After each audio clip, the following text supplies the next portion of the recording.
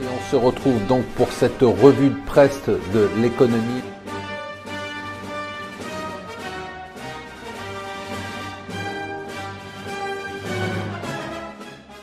Bonjour et bienvenue sur Mon Financier pour le Morning Zapping. Nous sommes le mercredi 3 octobre. Pour moi, la nouvelle du jour, c'est la une d'ailleurs du Financial Times, c'est la mesure qu'a pris Amazon. Amazon a décidé d'augmenter le salaire minimum chez Amazon à 15 $, c'est quasiment le double du précédent minimum, et 9 livres sterling, 50.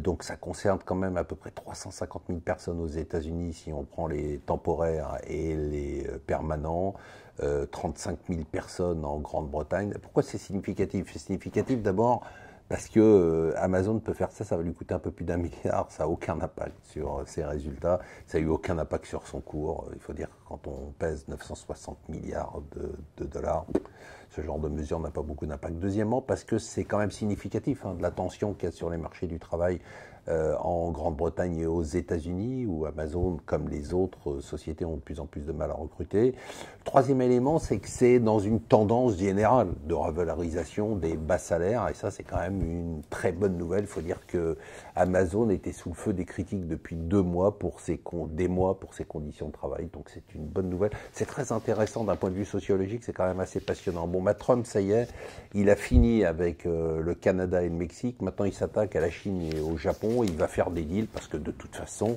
il n'y a pas d'autre solution. Il faut faire un deal et les autres pays ne peuvent pas se permettre de se couper du marché américain. Donc Trump a toutes les cartes en main.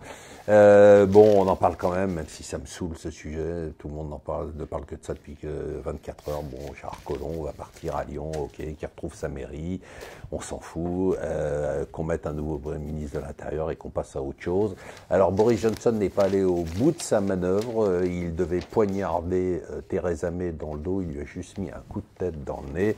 C'est-à-dire qu'il ne réclame pas son départ, mais il réclame la fin de son plan. Theresa May, elle, donc sort un peu renforcée de ce congrès du Parti conservateur et démarre aujourd'hui un marathon d'une semaine entre les négociateurs européens et les négociateurs britanniques pour essayer d'arriver à un accord. On semble proche d'un accord sur la frontière irlandaise puisque la Grande-Bretagne a fait des concessions, et ensuite on se mettra d'accord sur le fait de se mettre d'accord plus tard sur les relations commerciales entre la zone européenne et l'Union européenne et la Grande-Bretagne. Bon, on avance doucement, mais on avance.